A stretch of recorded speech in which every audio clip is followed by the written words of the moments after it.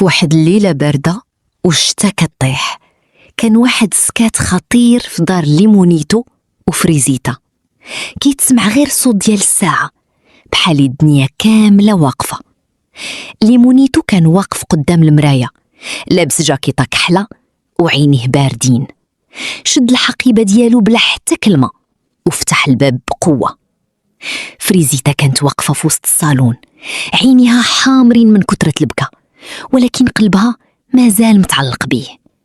قالت بصوت مهزوز: غادي تخرج وتخليني هكذا؟ ضحك ليمونيتو بسخرية خفيفة ورد: أنا عييت، ما بقيتش باغي هاد الحياة معاك. وسد الباب وراه وخرج. بقات فريزيتا واقفة كتشوف في الباب واحد الطريقة تقول روحها اللي خرجات ماشي ليمونيتو. الدنيا كاملة ولات خاوية في عينيها.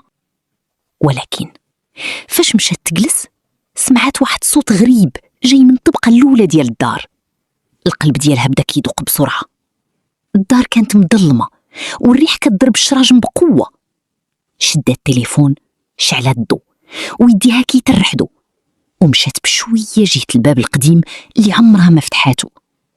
الباب كان نص محلول، وفاش دخلات وقف الدم في عروقها. كانت كاين واحد الغرفة سرية كاملة عامرة بالصور ديالها، صور قديمة، رسائل وهدايا كانت ضيعة من سنين. وفي وسط الغرفة لقات صورة كبيرة ديالها وهي صغيرة، حداها واحد الكلمة مكتوبة بالأحمر: الحقيقة ماشي كيفاش كنتي كتظني.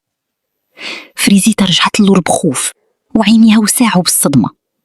لكن الصدمة الكبيرة ما كانتش هنا.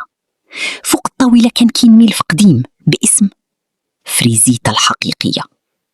فتحت الملف بيدين كيرتعشوا، وملي شافت أول ورقة صرخات بصوت عالي: مستحيل،